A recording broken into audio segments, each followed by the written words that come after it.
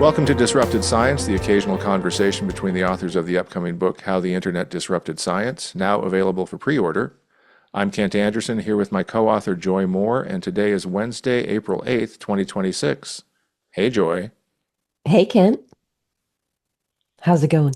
There we go. It's going okay. How's it going for you? Pretty good. Um, I've got an update on the bluebirds for Oh, everyone who cares. do tell. Do tell. We're getting some drama here. Um, so they've I guess they've fledged. They're fledglings. They haven't Okay, they've they hatched. hatched, but they can't fly yet. Yep. And so I can see their little fuzzy heads. But I learned Aw. the other day, there's a lot of bird watchers in this area, Mm-hmm. particularly down at the river. And the other day I talked to a guy who was out there with his like big binoculars and his notebook, and I was like, "What are you looking at?" And he was counting turkey vultures, Oh, which are apparently important in ways that other vultures aren't. So I asked him they're good about my, scavengers, yeah. yeah, but yeah, I haven't looked into the turkey vultures. But anyway, I told him about my bluebird situation. He said it's illegal to disrupt their nest. And so Mm. I did touch it, but apparently once We just you, had a confession, people. yep, that's why I want to say that they're fine. I did peek in there. But yeah, you can't, So you it's didn't really against, disturb them, you just visited them. yeah, but I wasn't supposed to touch the nest at all. Yeah, okay. Well, So we live and learn, yeah. So anyway, but they're hopefully okay. And how many there, are there, do you think? What's the head count, do you think? well, there were six eggs, so Okay. I'll see how many make it out alive. Yeah. Well, we're So we're hoping for 100%. that's my update. And I hope they move somewhere else for next year. I don't want to do I don't this know. It sounds again. like they got a pretty sweet deal there. They got protection, they got a nice warm light. It's like pretty awesome. I think you need to just embrace it and start and paint that light fixture as a birdhouse. That's a good point. Yep. Yeah, just Okay. embrace your fate. Don't fight it. We know that doesn't work. All right, so today we're talking with Susan Wise Bauer, whose latest book is The Great Shadow, and we'll introduce that in a minute. But you got to meet her. I did. It was a few weeks back. She did a talk at the William and Mary Swim Library on a Friday evening, and so I got to see her present her book and take us through kind of the thought process. And I just found it super fascinating. And as soon as I saw that, I was like, Kent, you got to read this. We got to talk to her because she's giving us such great context for a lot of the things that we're talking about today. So, Yep, yep, yeah. So do you just want to dive in? mhm. Okay, Let's so here we go. It's our talk with Susan Wise Bauer coming your way next on Disrupted Science.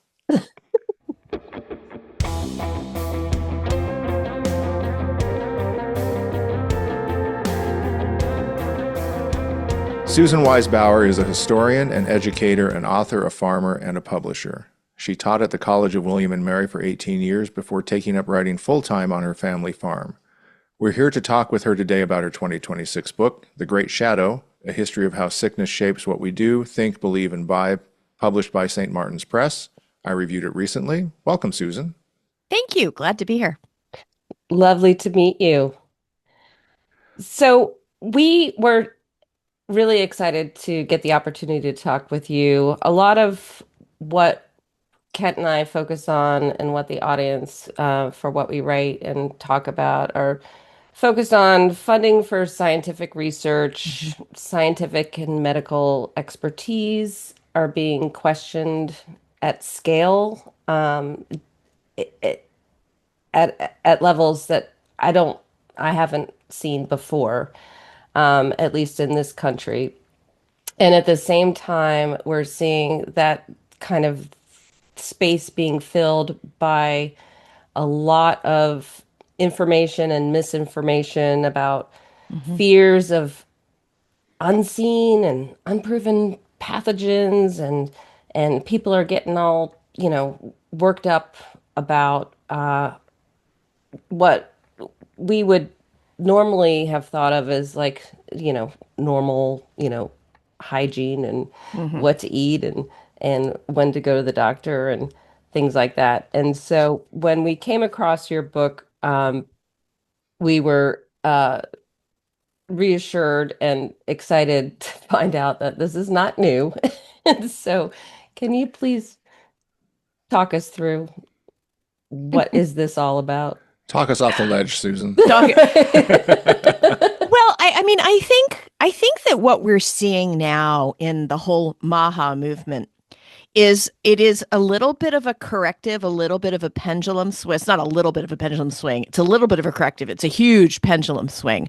But Hmm. it's definitely a bit of reaction against the scientific certainties that really dominated us from Hmm. the invention of antibiotics up until really the emergence of new diseases such as AIDS, Marburg fever, Ebola, all those really, really scary things.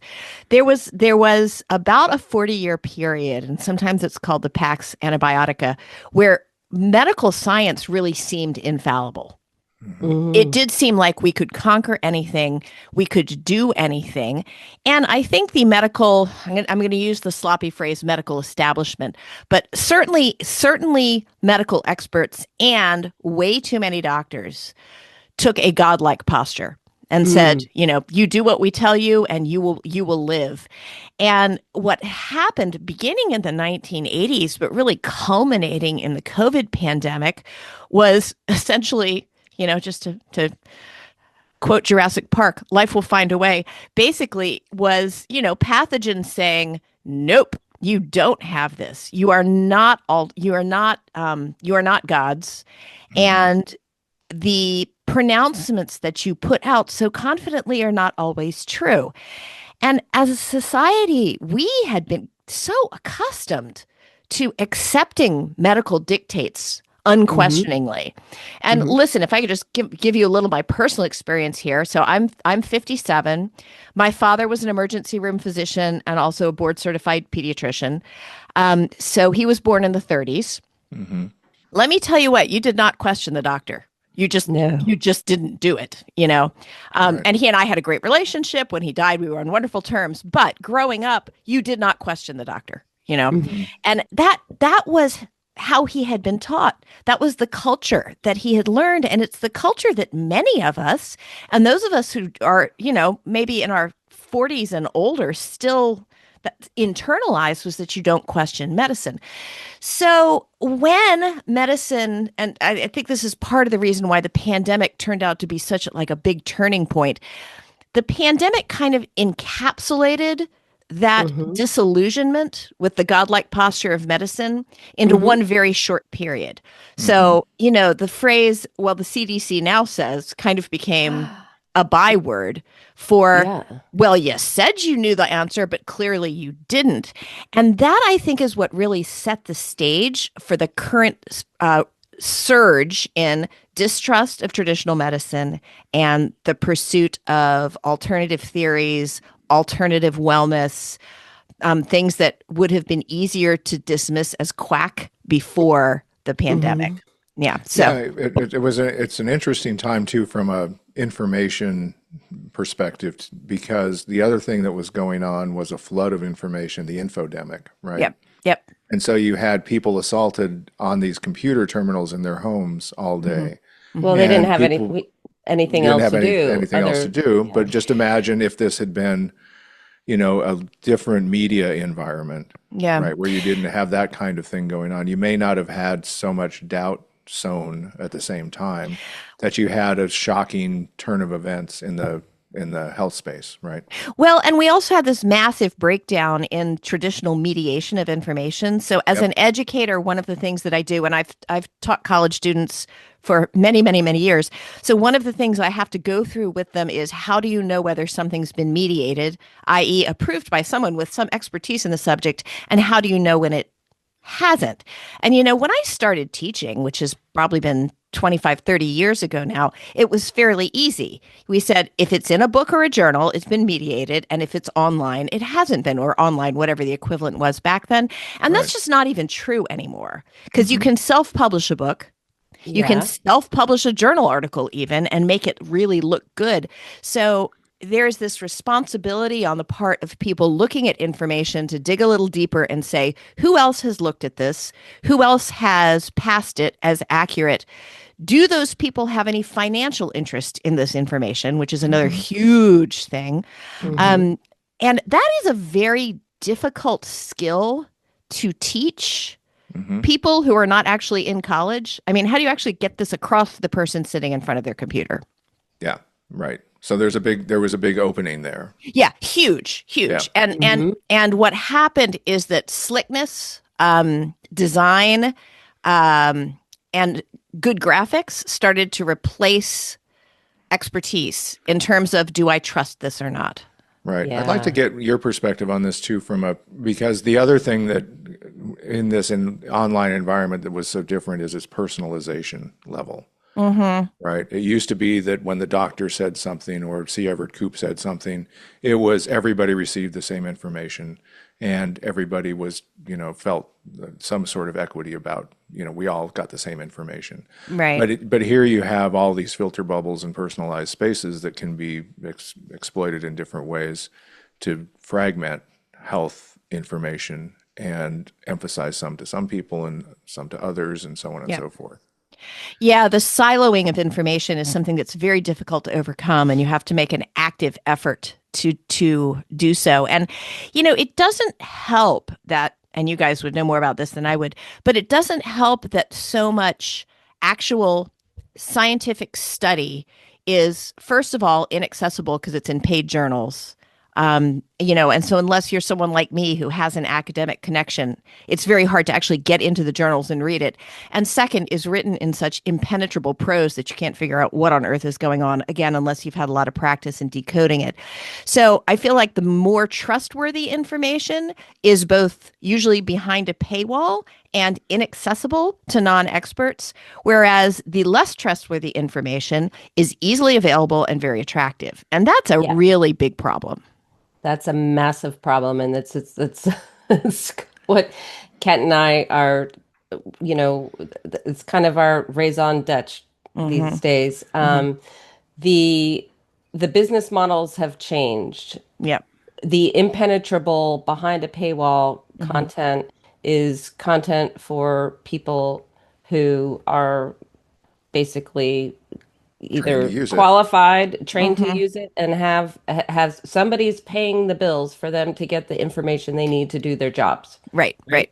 right. And then the open access movement has created space for pay to publish Hmm. articles, with the promise that that's going to get you more exposure, it's going to Hmm. get you more clicks, and it's going to get you more, attention, and all of that.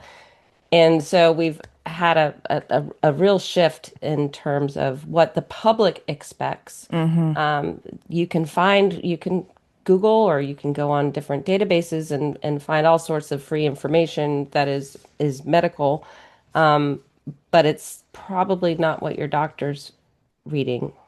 Yeah. So, Yeah, that's very true. And just I just had a personal experience with this recently, which is I had a couple of attacks of vertigo, which I've never had in my life, and I Oh, wanted to that's find awful. it's terrible. It's terrible. I do not recommend it. Um, and I wanted to find out whether a medication that I'd been taking might have contributed to that. Hmm. mhm. Now, probably in the past, I would have just messaged my doctor. But when I message my doctor, I don't hear back for weeks. And so I went digging to find out whether there'd been any causal connection shown between the two.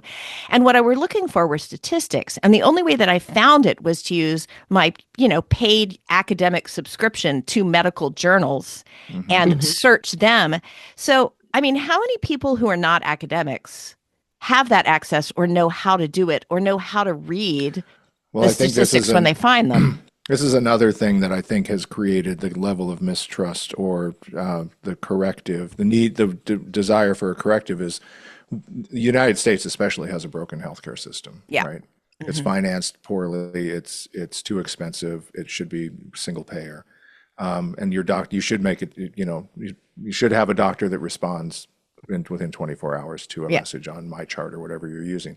But I wanted to return to something in the book and about COVID, because when I was reading the book, I would sometimes think, maybe darkly, that you were taking some historical delight in pushing some statistics out, like the amount of carnage that various epidemics and pandemics wrought throughout history. Yeah. I mean, the body count in Yeah. this book makes John Wick and, the 28 Days Later look like amateurs. Yeah. So, I mean, it's just amazing how much death and distress humans dealt with back during the early days of overcrowding and population growth. I don't know that I was taking delight in it necessarily, but I, one of my motivations in writing this book actually came out of my work on another book series that I was doing for W.W. Norton at the time, which was this History of the World series. Whereas it's this huge project, which I should never have taken on, but my longtime editor at Norton, Starling Lawrence, who just died recently, he's kind of a legend in the publishing world, was really excited about it, and he and I worked together on it. And it turned out to be, a good experience, although I'm still 2 volumes away from the present. But anyway, I'm doing this narrative world history. And when you're doing a narrative history, you're looking for the human story, right? You're not you're looking for the experiences of people. And I was just repeatedly shocked by how many people died from trivial things, from splinters and sore throats and stubbed toes and random aches, and then they die. Yeah. And as a narrative historian, you want to enter into the experience of living in the time. You don't want to export your present experience back on that. And I just kept thinking, to live in a world where you know that if you stub your toe in the morning and it's sore, you might die, got to change the way you think about everything else in the world. Right? Yeah. And you also do the flip side, which is nice. You kind of say, some of the chapters start out. So you wake up in the morning and you've got your normal aches and pains. And so you decide to take, some Tylenol Pop a or couple whatever. of Advil, yeah. And it's, just to kind of remind us how nice we have it. And yeah. Yeah. Well, and I think that's an important aspect of where we are now, particularly when you look at anti-vaccination sentiment, particularly when people start questioning the polio vaccine, for God's sake. Oh, geez. You have to realize that these are people with no historical perspective, that these are people with no imaginative understanding of what it was like to live during the years when there was no polio vaccine. And that's part of what I try to do in the book. Yeah. So I was at the American Academy of Pediatrics when the Andrew Wakefield paper came out. Oh, interesting. And so I was running the journals there. And so I was in the midst of pediatricians all the time. And by the way, emergency medicine and pediatricians are my 2 favorite specialties. So your dad and I probably would have vibed. But You probably would have. yeah, but anyhow, but I remember one of the executive leaders who was a pediatrician just being dismayed because he could see the writing on the wall. And he said, vaccines have been so effective, nobody remembers iron lungs. They don't remember the crutches. They don't remember the quarantines. They don't remember the school shutdowns. They don't remember any of this, and they're going to be shocked. I mean, when I was a child, all my elderly relatives still called the local swimming pool the polio pit. I was going to say, yeah. So but I think a lot of vaccine skeptics are younger people. They're, in their 20s and in their 30s, and that memory has faded. Right, and I think it's cool and transgressive to be anti-establishment. And also, and there are also the younger parents, right? Who have, and so that's the slice of demographics that it's the people who are first-time parents who don't know what came before and are being barraged with crazy ideas. Yeah, but you also do a really good job in the book of kind of sympathizing with, because every bit of evidence about vaccines' effectiveness is circumstantial, really. Yeah. Until you got the tools to actually look at until you get the tools to look at it. But with Jenner and everything else, it was like, boy, somehow the cowpox thing worked. Yeah, no, but it's invisible.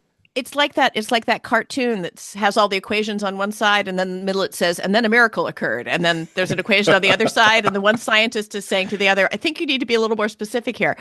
But it's a great New Yorker cartoon. But It is. but but the fact that that's where vaccines started is a really difficult scientific phenomenon to grapple with, because I mean, Jenner had no idea why the vaccine worked. Nobody had any idea why the vaccine worked. His study, quote unquote study, I'm doing bunny ears, about why the vaccine worked was simply a list of people who said they had cowpox and didn't get smallpox. That was it.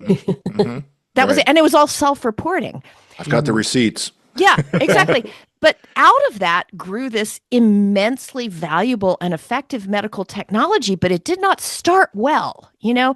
So it's difficult sometimes to look at current trends and say, well, but there's no proof for this, without having to admit that, yeah, but there wasn't any proof for that either, you know? Yeah. Right. And this is one of the things that Joy and I talk a lot about. There's a difference between the gap between science and technology is especially huge when it comes to LLMs and AI, because they can't discover things like that. Right? They aren't out in the world and kind of observing things and saying, the treetops look different this year. I wonder why that is. And let's go back. And, they can't hypothesize, they can't generalize, they can't conceptualize. So, yeah, And very interesting stuff. And then at the same time, we've got this huge demographic shift. So I'm glad you mentioned C. Everett Koop. I haven't thought about C. Everett Koop in years, but when I was a kid, Those are the days. he was the most trusted figure ever. I mean, he looked like Edmund Gwynn in Miracle on 34th Street. He had this whole just aura of being trustworthy around him. And if you look Scientific soldier Santa. yes, exactly. And then you compare him with Casey Means, Oh, yeah. who is a young How woman. far we fallen? A young woman deeply invested in the wellness industry, who has not finished Literally. her residency. No, she's a dropout. She's a medical dropout. But that is the shift. And I don't even think we can say, with all due respect, Kent, I don't think we can say how far have we fallen. I think we just have to say how far have we shifted. Fair enough. Just demographically. Yeah. Yeah. And in our minds and all of that. But I think, one of the things that you do so nicely too is you talk about what we buy and how the world is made has changed. And you structured the book into 5 acts of sickness. Yeah. I'll skip that play, but it goes from ancient Greece to Febreze.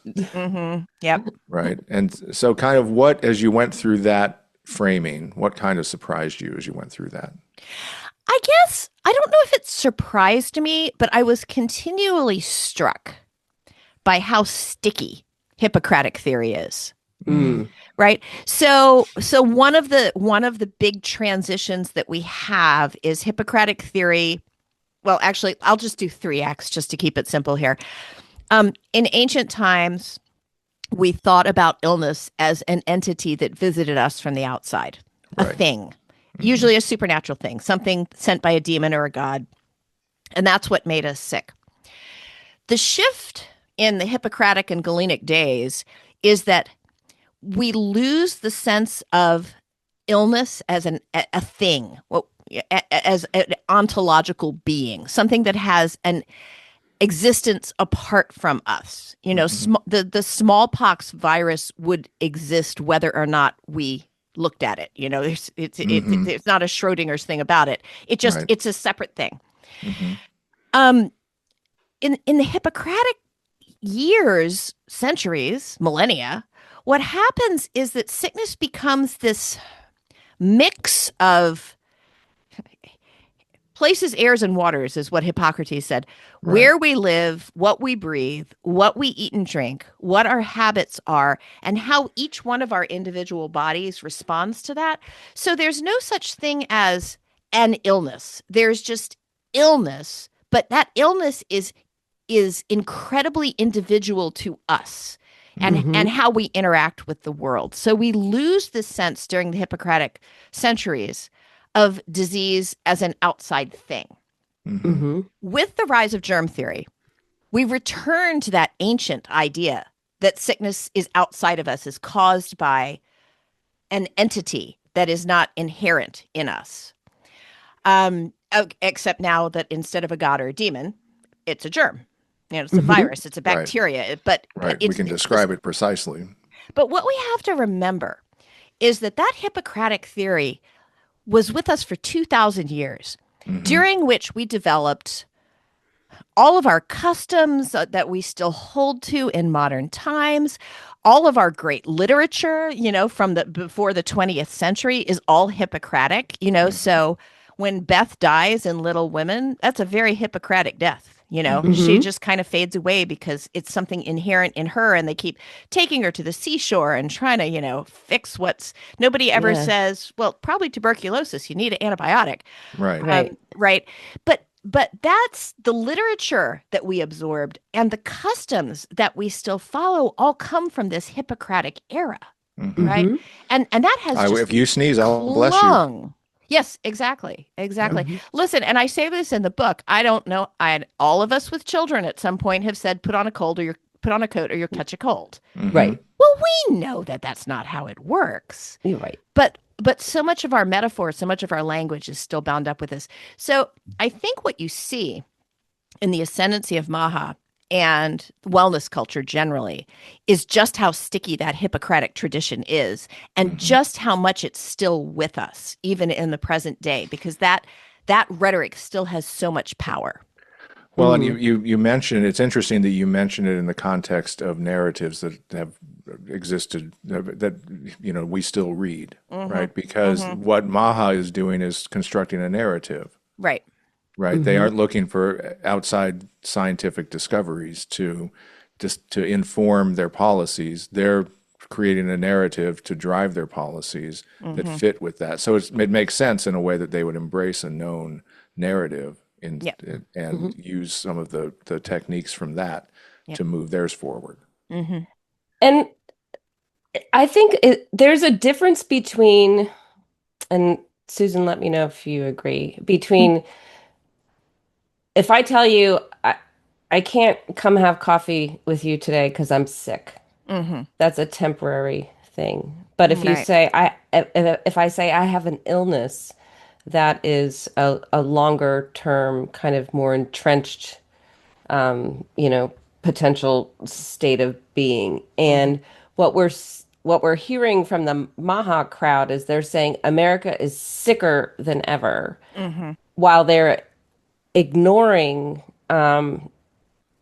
illnesses that are ongoing, require research, require funding, and things like that. And so I think there's like they're preying on this idea of like you might be sick, but you could just get better if But you can have wellness. Yeah, We'll just ignore illness.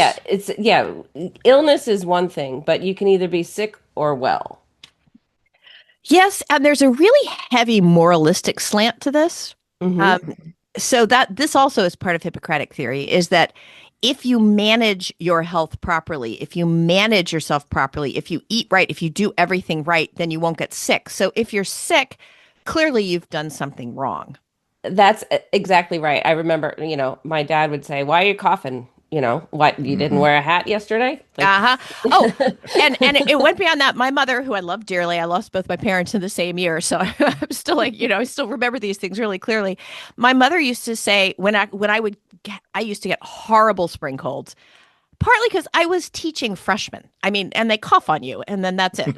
So I would get these horrible spring colds, and she would always say, "Well, you're working so hard, you're so stressed, and you're so busy," and it always made me feel incredibly condemned. Right? That if I were just taking better if care you had of a myself, better constitution, yeah. Well, no, not even that. If I just slowed down.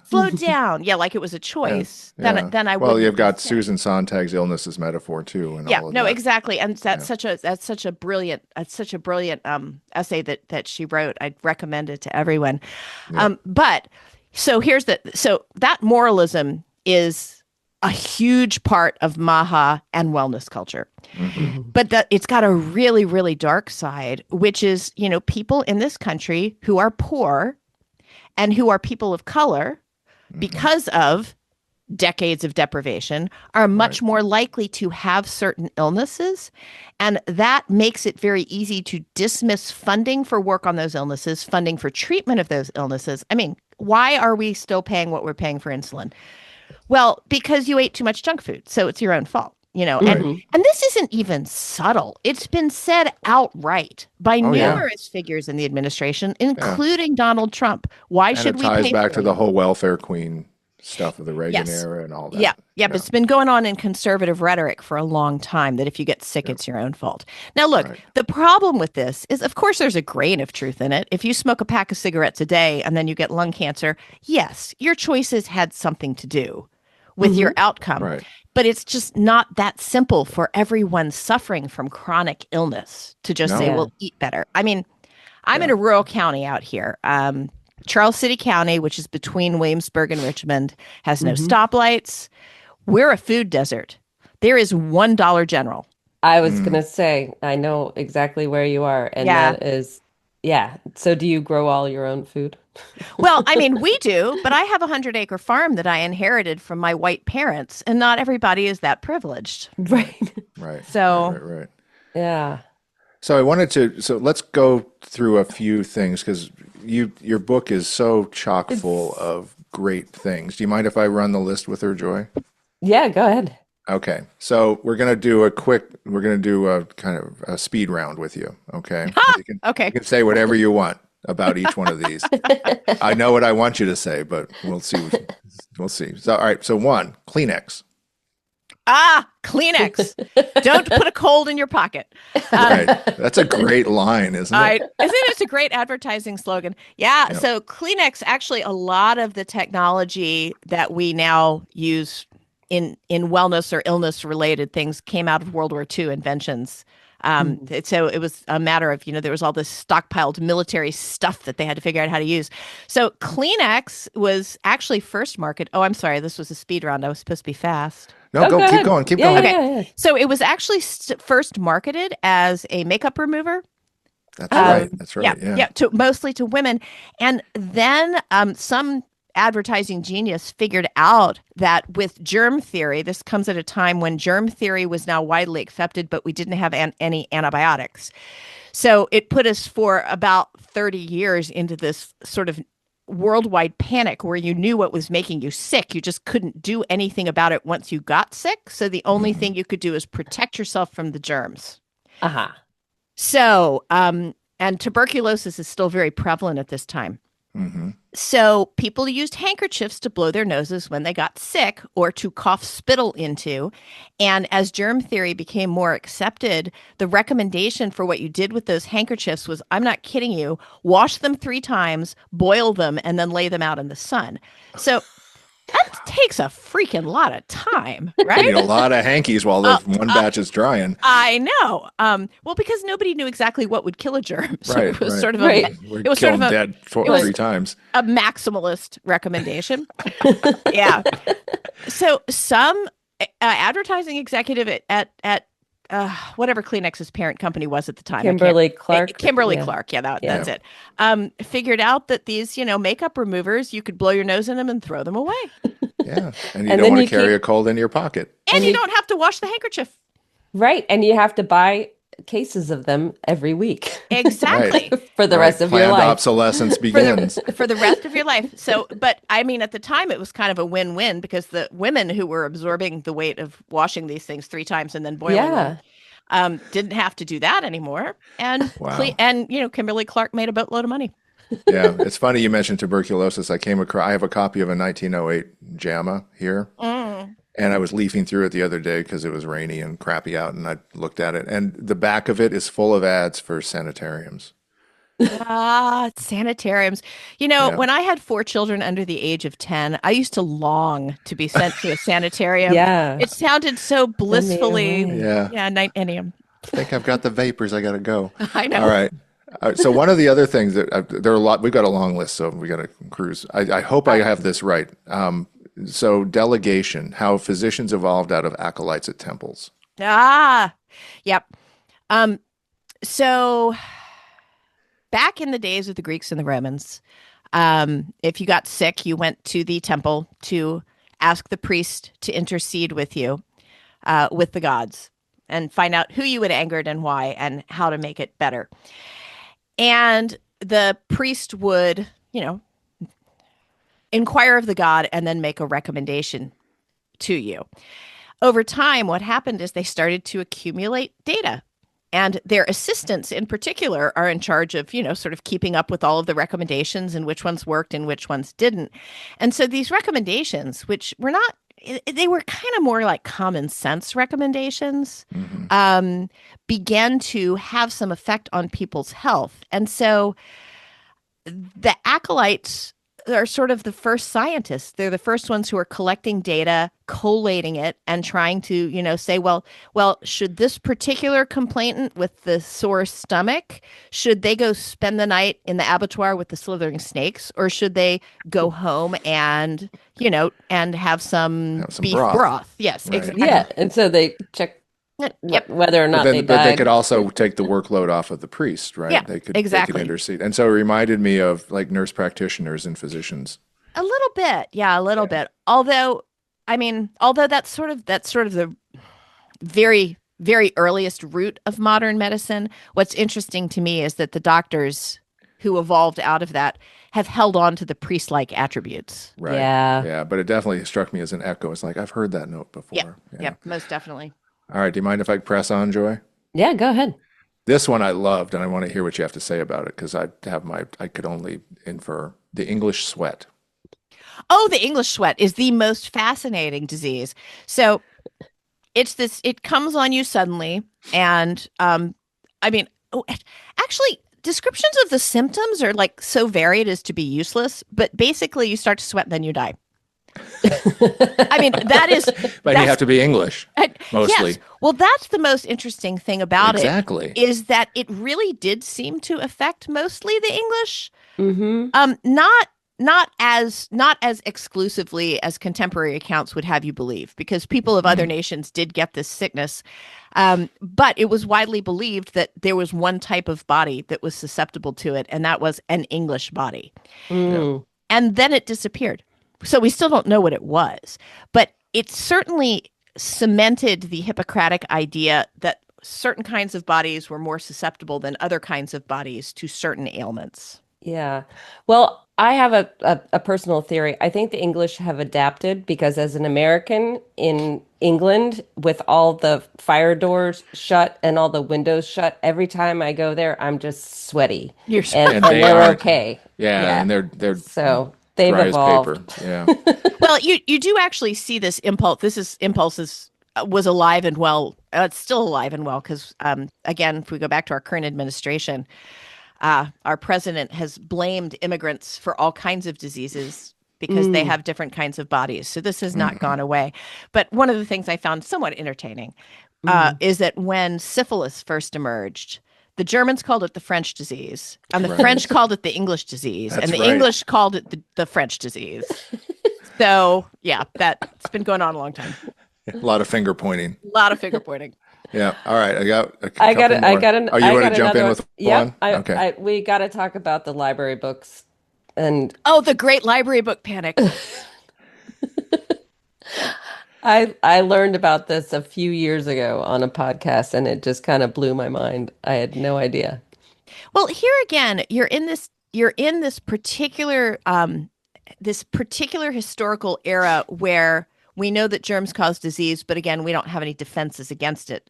The only defense is avoidance. And because no one is completely sure how germs spread, the blame for the germs. Well, I think there's a list in the book of all of the different things that people thought could carry germs. Dust was actually the biggest one. So a lot of our current housekeeping technology stems from the days when it was thought that if you didn't get rid of all the dust, you were going to have germs in your house because this is probably where the germs lived. But there was a librarian in New York who died of tuberculosis despite having none of the Hippocratic predispositions, healthy family, all this stuff. There's a whole list. Good heirs, responsible living, and she died anyway. And the theory was that she'd caught it from a library book. because, lots of unsavory people borrowed library books. And they Yeah, touched touching them, them. and they might have sneezed on them. They might have. And so there's this Their whole dust from their house got in them. exactly. Yeah. So there's this whole period where, first of all, you couldn't borrow a library book unless you could prove that your family was healthy. So there was like a medical test for borrowing a library book. And then when library books were returned, librarians did this whole would put them in a sealed container with sulfur, and leave them Quarantine them. overnight. Yeah, they'd quarantine the books. Yeah, it's but we're laughing, okay? But I don't know if you remember, but in the first, months of COVID, when my Whoa. parents, who were elderly, had groceries delivered, I would go outside and spray them off with Oh, Lysol yeah. because Yeah. we didn't know, Yeah. Yeah. Yeah. I mean, I remember when, and I have always been interested in medical history, so this was a little bit geeky of me. But I remember when the first reports of this strange illness spreading came out, I bought all of the kids a case of gloves, and I said, when you put gas in your car, put the gloves on, Yeah. because we just don't know, Mhm. Yep. Yep. So we'd still do this.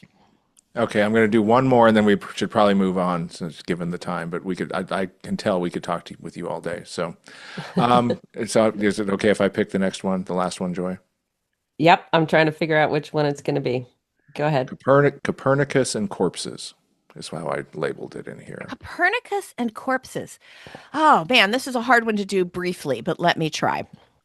So, Copernicus and Galileo, let's give him some credit too, Yep. are obviously the drivers of this theory that the Earth is not at the center of the universe. Right. Right. That the Earth is instead rotating another body.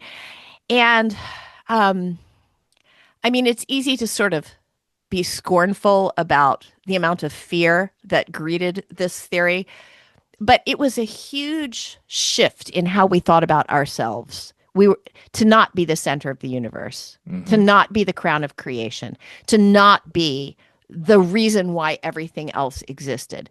So moving the Earth out of the center so that it's circling something else is at the center, is a massive ideological shift, which was very, very unsettling, particularly in an era which in Europe is primarily Christian and believes that, man was created as the apex of everything that God was doing, right? Right. Creation. Yep. There's no sense of us as one planet among many.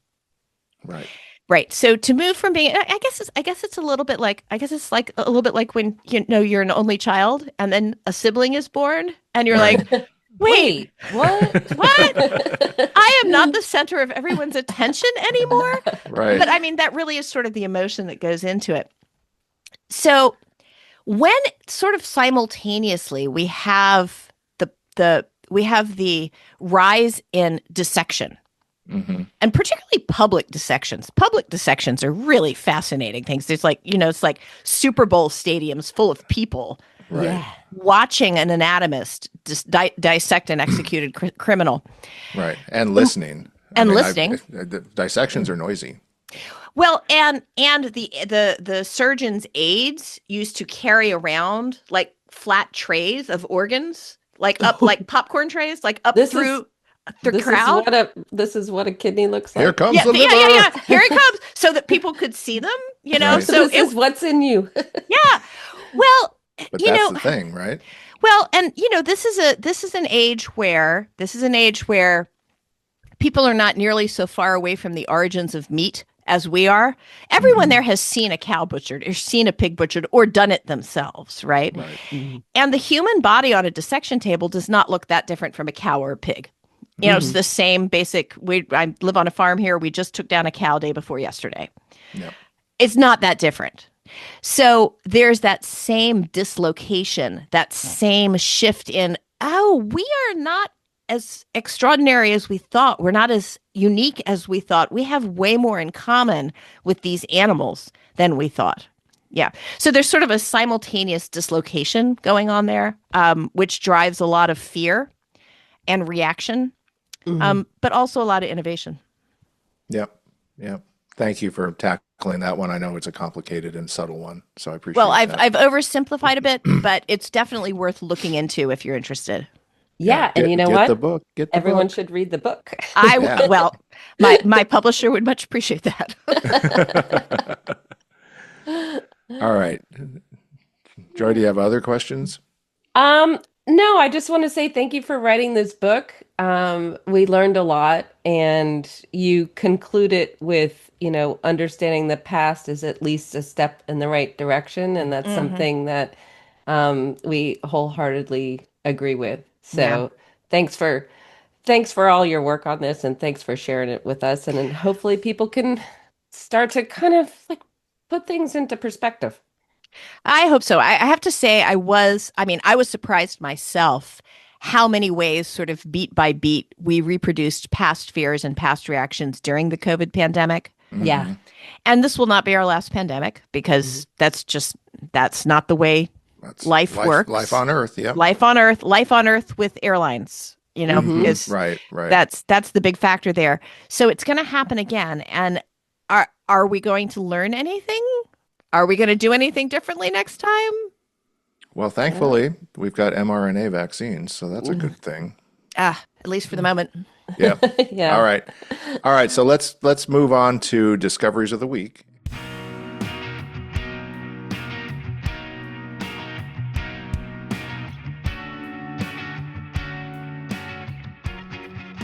Okay, so for my discovery of the week, can I kick you back to something that is a little older? Yeah, of Sure. course. Yeah, Of course. you Okay. you can pretend when you discovered it. We don't Okay. care. Okay. Yeah. All right. Well, actually I did just discover another book recently, but I think everybody should go read about the Luddites. Oh, yeah. Yes. So there's this wonderful book that I actually read. I read this one years and years ago called Rebels Against the Future: The Luddites and the War on Industrial Revolution, which is by Kirkpatrick Sale, and super readable, absolutely fascinating. What I We'll put a actually link in the show notes, by the way. what I actually found last week was another book on this topic, which is much more detailed. It's not as readable, but it's much more detailed, and it's by Brian Merchant. Came out in 2023. Oh, I've heard about this one. Yeah. Blood in the Machine: The Origins of the Yes. Rebellion Against Big Tech. Yep. Yep. So what is so fascinating to me about the Luddites, and I think these two studies do a really good job of pointing it out, is that, they weren't wrong. The new technology actually was going to destroy their lives. It was going to upend everything. It's just that resisting it didn't do any good, Right. which I feel like is kind of where we may be in terms of AI. I mean, I think all of us who write books are super concerned about what's happening. And I'm not sure if you're aware, there's a pending Anthropic class action settlement against all the writers whose books were harvested by their AI to train their engines. And 15 of my books are on that list. Oh, wow. Wow. So, so all of us are nervous about what this means for what we do and what we love to do. But I think we have to take a bit of a lesson from the Luddites and realize that we're not going to stop it. I mean, Yeah. it would be great. Whenever I hear people talking about how important it is to control AI through legislation, I'm like, yeah, go read about the Luddites. That's not going to happen. Greed is going to win every single time. So is the world that we live in better than the ones that the weavers of the Luddite rebellion lived in? Can't make that value judgment, but it's different and it's coming, and so we have to learn how to make a new life within it. So I highly recommend reading up on that. That's great. It makes me want to recommend a book back to you that I found yes, recently. please. It's called the AI Paradox. Oh. And it's basically how the more we tinker with AI, the more obvious it will be why it's a tool for us. Yeah. And not like it's going to own us, because there are too many paradoxes in it that actually break our way. It's a very interesting book. Okay. That's great. All right. So mine is self-serving, and I discovered it Sunday night. which is our first independent, if the first independent, we don't know who this is, review of our book, which came out on Goodreads, which Ah, the reader must be one of the galley readers, the advanced mhm. reader copies, and 5 stars, which was nice. That is nice. And he said it was informative, well paced. We explained things well and reread passages and said, overall, I love this book. And he's a scientist, I think, a Hmm. microbiologist, Hmm. retired. And so that was my discovery of the week. And it made me very happy. So, Yeah, this is our first time around the block, Susan, and I know you have a lot of experience, but so we're like learning every day. Like, how does it work? Who's I gonna know. will It's he it's like it? it's Oh, a it's a very unsettling process to go through that whole pre-publication review thing because you don't know exactly who these people are or how they got the mhm. book or what qualifications they have. uh-huh. Yep, But there their ratings are for everyone to see. yep. Hmm. Just got to deal with it. So our first one's out. That was my discovery of the week. So it was a good one. So that's happy. Yeah. So my discovery of the week is related to the overall theme of our conversation. And something showed up in my YouTube algorithm, which is of Gen Z's learning about slow vacuuming. Uh, so, Okay. so vacuums work not when you're pushing it forward. Hmm. It sucks up the dust when you're bringing it back. And so apparently this is now, kind of hit the internet. And so there are these videos of these 20-something-year-olds spending an hour slowly vacuuming their rug in their loft in Brooklyn and comparing how much junk they get out of their Dyson. So That's terrific. there you go. I hope they feel better. Hey, Do they find fewer a greater germs. sense of peace from Yeah, that they too? do. It's Yeah, kind of it Zen, right? well, yes, I mean, I have to admit, I do enjoy a good Zen vacuuming, but it's not because I'm a germaphobe, like, so I think these two things are going together. That's pretty awesome. All right. Well, thanks, Susan. We're going to let you go, but really appreciate the time. And it's great talking to you. Hopefully, we can talk again in the future. Lovely talking to you both. All All right. right. Have a Thanks so great day. much. All right. Bye. Bye. Thanks for tuning in. Thanks to our friends at Provoke the Truth for the music.